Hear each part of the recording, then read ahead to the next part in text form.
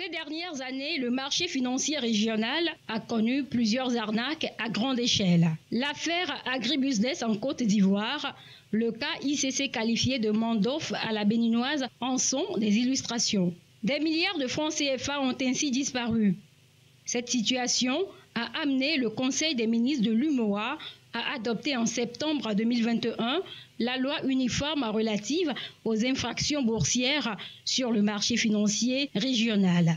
L'idée est de doter l'espace communautaire d'un instrument juridique qui définit les peines relatives aux infractions boursières au sein des 8 États membres de l'Union monétaire ouest-africaine UMOA. Le Conseil régional de l'épargne publique et des marchés publics de l'Union monétaire ouest-africaine UMOA, devenu autorité des marchés financiers de l'UMOA, AMF UMOA, sensibilise les professionnels du secteur judiciaire sur cette loi.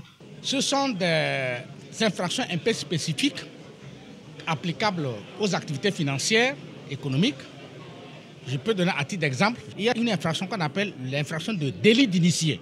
Il y a une autre infraction qu'on appelle la diffusion des fausses informations. Il y a aussi une infraction qu'on appelle la manipulation des cours. Lorsqu'elles sont commises, c'est cette loi pénale qui sera applicable. Nous sommes en droit, le droit pénal est très strict. On ne peut pas poursuivre quelqu'un par rapport à une faute qu'il a commise en droit pénal s'il n'y a pas un texte préalable qui prévoit cette faute-là et s'il n'y a pas un texte préalable qui prévoit comment il doit être poursuivi et les sanctions, les échelles de gens qui peuvent lui être applicables.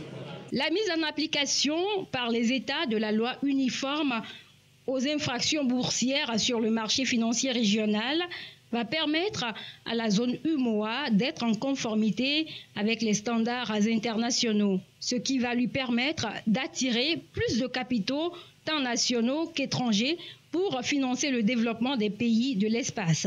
La loi va également permettre au JIABA et au CENTIF de mieux lutter contre le blanchiment de capitaux et le financement du terrorisme.